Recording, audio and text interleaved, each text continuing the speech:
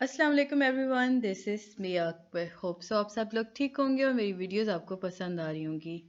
आज ही हम लोग करें CS606 का लेक्चर नंबर 11, 12 एंड 13। यानी कि इस वीडियो में मैं आपको हार्डली इन 15 मिनट्स तीनों लेक्चर्स करा दूंगी। मुझे उम्मीद है कि आपको पिछले तीनों लेक्चर्स समझ आए होंगे। तो चलिए जी अपनी वीडियो करते हैं स्टार्ट। लेक्चर नंबर 11 है आपका पास सिंथेटिक एनालिसिस। ये आपका काफ़ी इम्पॉर्टेंट क्वेश्चन था। ये आपके पेपर में बहुत ज़्यादा आता है, 5 मार्क्स का आता है। सो इसे देखें समझें ताकि आपके आसानी से इसे अटैम्प्ट कर सकें। अब होता कुछ यूँ है कि पेपर्स में आपके लिए आ रहा होता है, आपको ये बताया एक दी जाती है इक्वेशन और कहा जाता है कि आप इसमें सिंटैक्टिक एरर ढूंढें, आइडेंटिफाई करें। तो सबसे पहले आपके पास लाइन दी गई, लाइन नंबर 1 में आपको दिया गया इंट स्टार फू, ब्रैकेट डाली गई इंट आई कॉमा इंट जे और फिर पेरेंथेसिस को क्लोज कर दिया गया। अब अगर मैं साथ साथ आपको बताती जाऊँ ना तो कुछ इस तरह होगा कि यहाँ डबल पेरेंथेसिस आई, लेकिन हम शुरू में एक ही को यूज़ कर रहे थे। सो ये हमारे पास एक एरर आ गया। सेकेंड एरर आपने देखना है, सेकेंड लाइन पे आपके पास ठीक चल रहा है, थर्ड लाइन पे आपके पास आ रहा है जी 4, पेरेंथेसिस आपके पास फिर से स्टार्ट हुई, आपने कहा है k इज इक्वल टू 0 आई जे। अब इसमें क्या प्रॉब्लम आई, देखें इसमें जो बुलियन एक्सप्रेशन है ना फॉर लूप का, वो गलत है। यानी कि यहाँ पे कहा ये क्या कि जो बुलियन एक्सप्रेशन आपका फॉर लूप का चल रहा है वो गलत है। नेक्स्ट लाइन में आप देखते हैं तो हमारे पास फोर्थ लाइन में आता है एफ आई, फिर ब्रैकेट है आई जे। अब यहाँ पे कुछ चीज़ मिस है।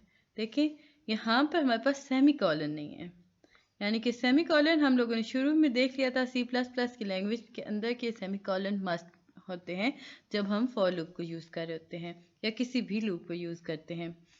इसके बाद ये लाइन नंबर 5 पे है रिटर्न जे और ब्रैकेट क्लोज।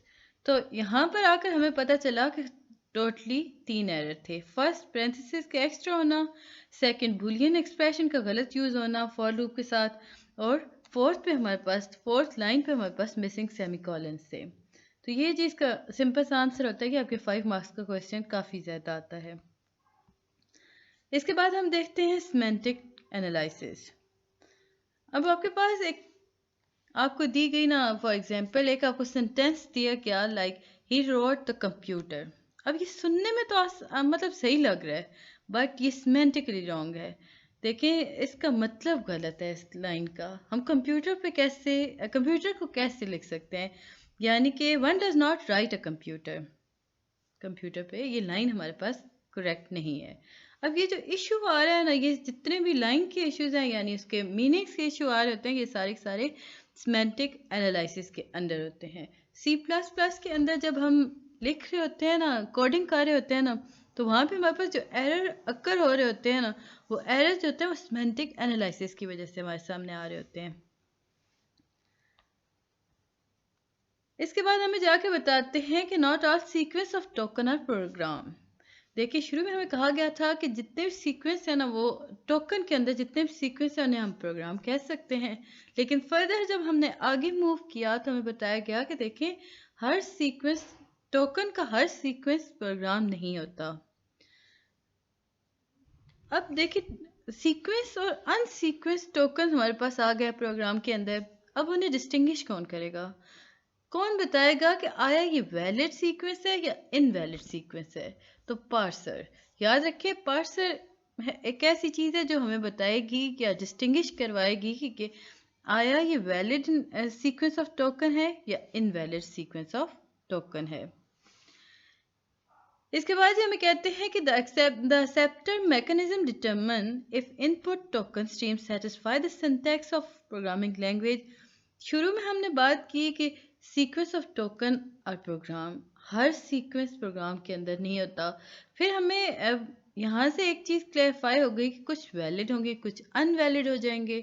अब प्रोग्राम के अंदर, प्रोग्रामिंग लैंग्वेज के अंदर ऐसी क्या चीज़ है जो उन्हें डिस्टिंग्विश कर सकती है, तो हमें पता चला कि वो पार्सर है। अब जब पार्सर ने अपना काम कर दिया, उसने बता दिया कि कोड का इतना हिस्सा आपके पास valid sequence of token contain कर रहा है और बाकी का रेस्ट ऑफ कोड जो है वो invalid sequence of token use कर रहा है। तो यहाँ पे जो एक्सेप्टेंस मैकेनिज्म होता है वो वर्क करता है, वो डिटरमिन करता है कि आया जो इनपुट टोकन स्ट्रीम है वो दुरुस्त भी है या नहीं, यानी कि प्रोग्रामिंग लैंग्वेज के अकॉर्डिंग वो काम कर रही है या नहीं। पार्सिंग जो है, अब मैं जब इतने ज़्यादा आपको बता रही हूँ कि पार्सर डिस्टिंग्विश क्या है, पार्सर है क्या। पार्सिंग पार्सिंग इज एक प्रोसेस है जो डिस्कवर करता है डेरिवेशन को। किसी भी लैंग्वेज के सेंटेंस के अंदर से जो डेरिवेशन को डिस्कवर करता है ना, वो पार्सिंग होता है। Mathematical model of syntax is represented by grammar जी। अब हमें यहाँ पे बताया गया कि जो मैथमेटिकल मॉडल है ना, किसी भी चीज़ के लिए रिप्रेजेंट हमें करेगा जी। जो लैंग्वेज हम जनरेट करेंगे ना ग्रामर से, वो हमें इंडिकेट कराएगा बाय एल जी। आगे चल के हमें बताते हैं कि syntax of some most programming language can be represented by context free grammar. अभी यहाँ पे आपके पास एक एब्रीविएशन आ गई। अगर आपके पास एमसीक्यूज में आता है, अभी आप लोगों ने जो पेपर्स दिए हैं आप लोगों को आइडिया हो चुका होगा कि एमसीक्यूज में आपकी मोस्टली काफ़ी ज़्यादा सी एब्रीविएशंस आई। तो जितनी भी एब्रीविएशंस होती हैं ना, मैं आपको सजेस्ट करूँगी कि आप अपने पास एक कॉपी और पेंसिल रखें या पेन रखें, जो मर्जी आपका, आप उस पर नोट कर लें ताकि आप आसानी से उसे याद कर सकें, क्योंकि आपके 10% जो एमसीक्यूज बन रहे होते हैं वो सारे एब्रीविएशन में होते हैं। आपको एब्रीविएशन आती है, आप आसानी से उसमें से पास आउट हो सकते हो। CFG stand for context free grammar.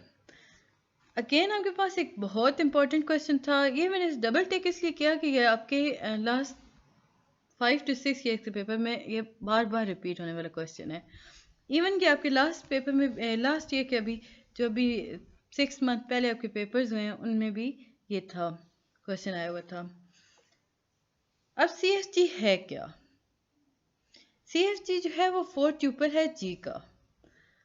अब उसमें क्या क्या चीज़ें यूज़ होती हैं? फर्स्ट उसमें आता है SNTP।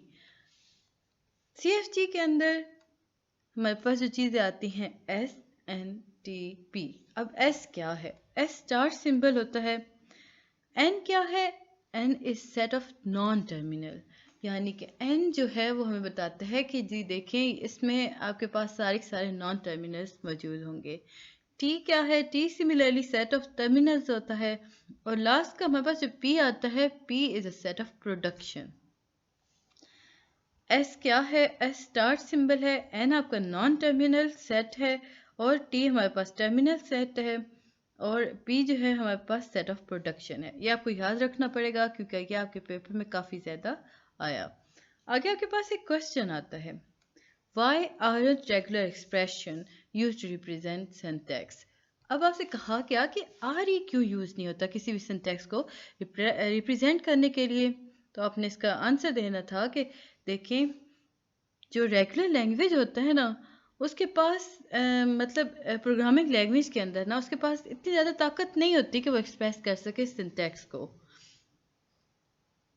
इसी चीज़ को अगर हम प्रॉपर वर्डिंग में लेके आए तो हम कहेंगे कि the reason is that regular language, R E होता है हमारे पास रेगुलर एक्सप्रेशन और आर एल हमारे पास आएगा रेगुलर लैंग्वेज, दोनों एक ही चीज़ होती हैं। Do not have enough power to express syntax of programming language. लेकिन finite automation can't remember number of times it has visited a particular state। अब यहाँ पे हमें एक और प्रॉब्लम बताई गई कि देखें, रेगुलर लैंग्वेज के पास इतनी ज़्यादा पावर नहीं है कि वो एक्सप्रेस कर सके सिंटैक्स को प्रोग्रामिंग लैंग्वेज के अंदर। हालांकि उसके पास फाइनाइट ऑटोमेशन हो रही होती है, लेकिन फाइनाइट ऑटोमेशन एक ऐसी चीज़ है जो कि कभी भी रिमेंबर नहीं करेगी कि आपने कितनी दफ़ा पार्टिकुलर स्टेट को विजिट किया है। सो काफ़ी प्रॉब्लम क्रिएट हो जाती है, इसलिए हम इसे यूज़ नहीं करते रिप्रेजेंट करने के लिए। अब यहाँ पे आपको एक एग्जांपल दी गई थी कि एग्जांपल है GCFG की शीप नॉइस। शीप नॉइस क्या है?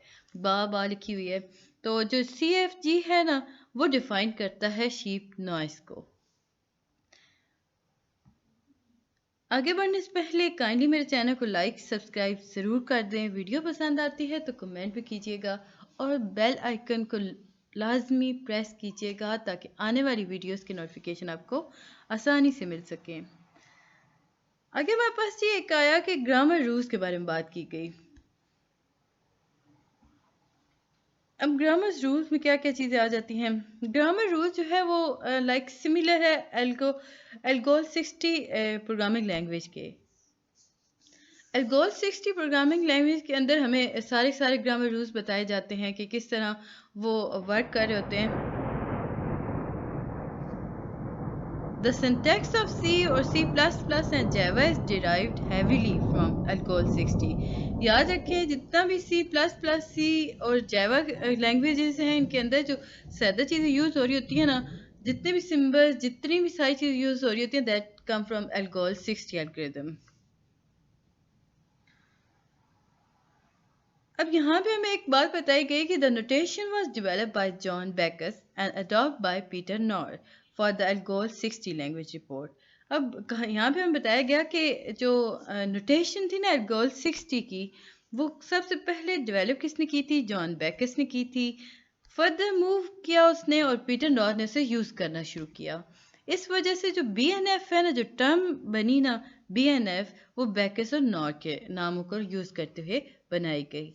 तो यहाँ पे आपके पास एक और एब्रीविएशन आ जाती है, व्हाट इज BNF या BNF स्टैंड फॉर व्हाट।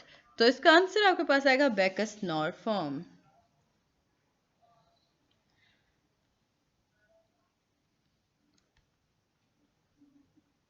अब हमारे पास ये डेफिनेशन आ रही है डेरिवेशन की।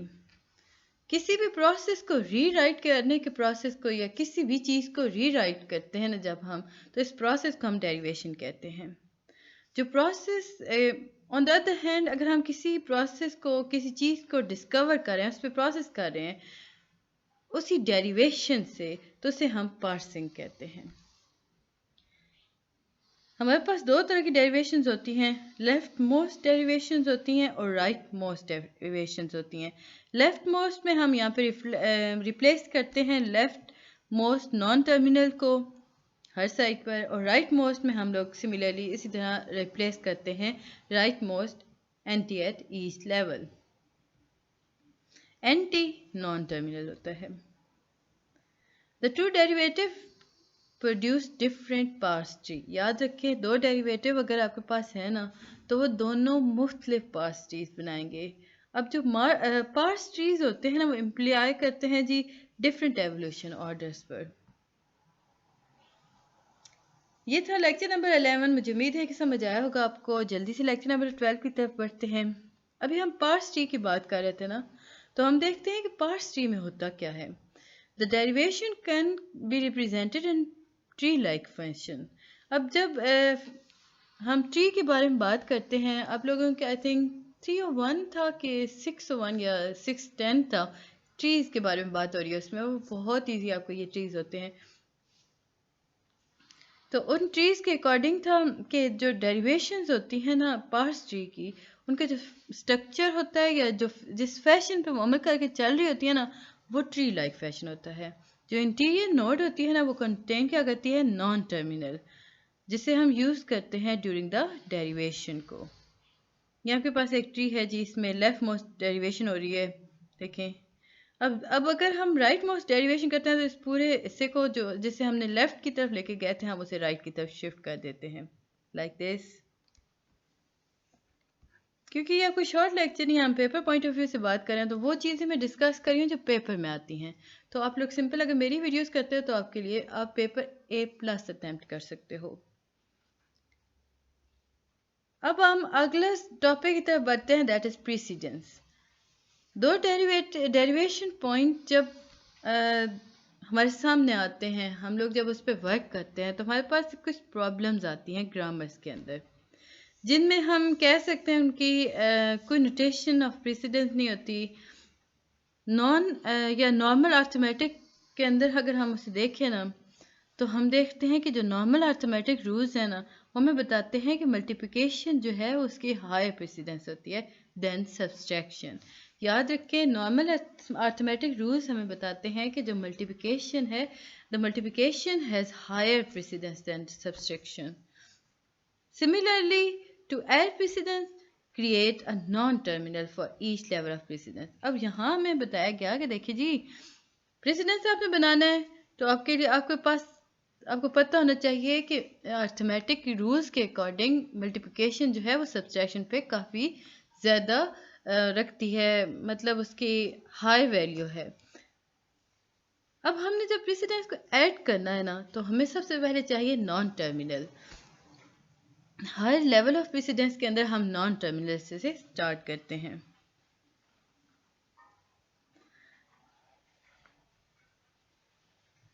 अब अगर हम टर्मिनल सिंबल्स की अगर बात करते हैं ना कि आया जी हमें टर्मिनल सिंबल्स यूज़ करें तो क्या होगा, जब हम टर्मिनल सिंबल्स यूज़ करेंगे ना तो जो ग्रामर होगी वो लार्जर हो जाएगी। इसके लिए हम बार बार रीराइट करना शुरू कर देंगे, तो काफ़ी ज़्यादा प्रॉब्लम आ जाएगी प्रेसिडेंस के अंदर। नेक्स्ट टॉपिक आपके पास आता है एम्बिगियस ग्रामर। अगर किसी ग्रामर के अंदर more than one left most derivation पाए जाते हैं for a single sentential form, तो वो ग्रामर जो होती है वो एम्बिगियस होती है। The left most and right most derivation for sentential form में differ even in unambiguous grammar. बस इसके यही आपको याद रखना होगा कि एक से ज़्यादा लेफ्ट मोस्ट डेरिवेशंस आपके पाए जा रहे हो ना, किसी भी ग्रामर के अंदर वो एम्बिगियस होती है। लेफ्ट और बराबर चल रहे हो तो वो अनएम्बिगियस ग्रामर होती है। ये आपके पास एक टेबल बना हुआ है, इफ़ लूप यूज़ हो रहे हैं, इफ़ देन एल्स। अब ये कैसे बना मैं आपको अगर थोड़ा सा बता दूँ। आपको स्टेटमेंट दी गई if E1 then if E2 then S and else S2। आपके पास एक लाइन थी, आपने नॉन टर्मिनल से स्टार्ट करना था। इफ़ आपके पास आ रहा था नॉन टर्मिनल, आपने इफ़ E1 किया, अगेन आपके पास नेक्स्ट स्टेप था देन इफ़ टू। अब यहाँ पे हमें पता चला कि यहाँ पे ये देन है, देन को हमने दोबारा इफ़ के साथ जोड़ा, फिर हमने दोबारा से इफ़ किया, देन इफ़ टू था ना, इफ़ के साथ हमारा टू दोबारा जोड़ रहा था, तो हमने सर्कल के साथ उसे अटैच कर दिया और E2 को उसके साथ ऐड कर दिया। नेक्स्ट स्टेप आपके पास आता है देन S2। अब देन के साथ हमने S2 को भी जोड़ना था, लेकिन यहाँ पे हमारे पास वो नहीं आ रहा था, हमने लेफ्ट और राइट को एक जैसा रखना था। तो हमारे पास देन आता है S1 हमने किया और एल्स हमारे पास S2 रह गया, हमने S2 को लिख दिया। अब यही प्रोडक्शन हमारे पास सेकंड स्टेप पे अगर हम लेके आते हैं ना, तो थोड़ी सी चेंजेस के साथ हमारे पास इस तरह के फॉर्म में आ जाएगी।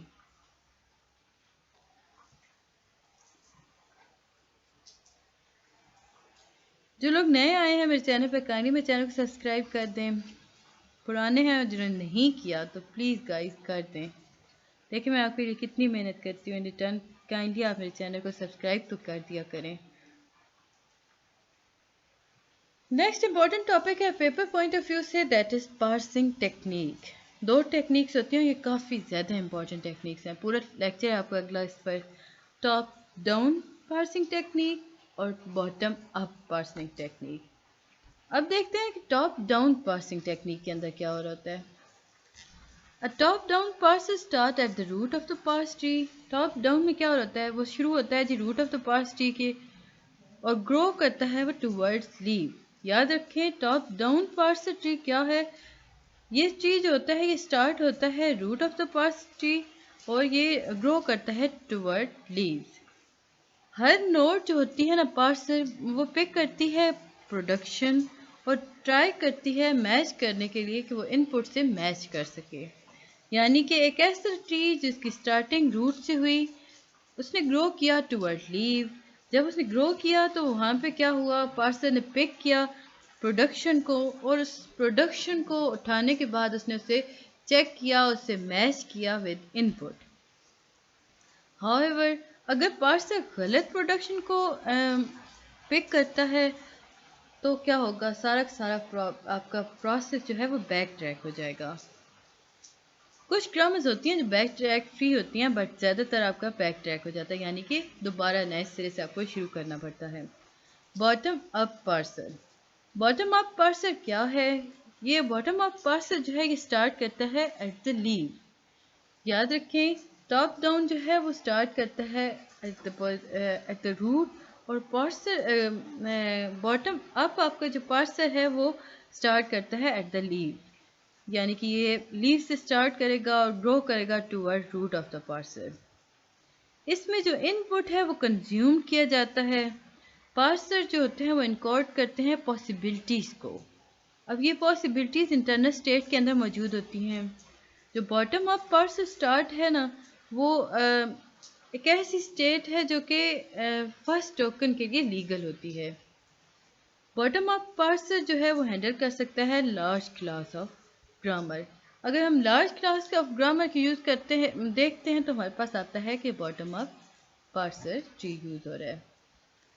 बारिश भी आ रही है गाइस आज तो ये था कि लेक्चर नंबर 12। जल्दी से देख लेते हैं lecture number 13। Hope so video काफ़ी लेंथी नहीं हुई होगी। Top down parser. अब जो टॉप डाउन पार्सर है, जैसे कि मैंने आपको बताया कि वो root of the parse tree start होता है। अब जो रूट नोड होती है ना, उसे हम लेबल करते हैं विद द गोल, यानी स्टार्ट सिंबल से। टॉप डाउन पार्सिंग एल्गोरिथम के अंदर हमें क्या क्या चीज़ें फॉलो करनी पड़ती हैं। सबसे पहले आपको कंस्ट्रक्ट करना पड़ता है रूट नोड। फिर आपने एक पार्स ट्री को फ्रेंच बनानी पड़ती है जिसमें आप इनपुट स्ट्रिंग को मैच करते हो। अब उस फ्रेंच कैसे बनेगी? आप सबसे पहले नोड लेबल करोगे ए और सिलेक्ट करोगे उसकी प्रोडक्शन विद ए। अब ये सिलेक्शन कहाँ होगी? लेफ्ट हैंड साइड पर हो रही होगी। अगर हम सिंबल्स की बात करते हैं तो हम सिंबल्स को राइट हैंड साइड पर यूज़ करते हैं और हम चाइल्ड राइट हैंड साइड पर प्रोड्यूस करते हैं। जब हम टर्मिनल सिंबल्स को ऐड करते हैं ना फ्रेंच के अंदर, अगर वो नहीं मैच कर रही तो क्या होगा? फ़ौरन से वो बैक ट्रैक हो जाएगी। तो ज़रूरी होता है कि वो मैच करे। अब मैं जब बात कर रही हूँ टर्मिनल सिंबल्स और फ्रेंच के अंदर नहीं मैच हो रही, अब यहाँ पे आप देखें आपके पास एक पॉइंट आता है, मतलब आपकी इक्वेशन थी कि I D x plus term, तो यहाँ पे आपके पास माइनस था, यहाँ पे प्लस था, तो इसने मैच नहीं किया। तो क्या होगा कि वो पार्सर जो है ना, अगर वो चेक करेगा कि रॉन्ग हो रही है चॉइस, तो वो क्या करेगा? वो स्टेप 2 यूज़ करना शुरू कर देगा। वो बैक ट्रैक हो जाएगा और दोबारा से प्रोडक्शन चेक करेगा। अब उसने प्लस को मल्टीप्लिकेशन में चेंज कर देना, या माइनस में सॉरी चेंज कर देगा। माइनस तो हो गया, लेकिन ऑन द फर्दर हम देखेंगे तो ये स्टार यहाँ पे आ गया और यहाँ पे माइनस है। अगेन प्रॉब्लम, वो दोबारा से बैक हो जाएगा। सो ये काफ़ी लेंथी प्रोसेस होता है जब तक आपका पूरा प्रोसीजर कंप्लीट नहीं हो जाता।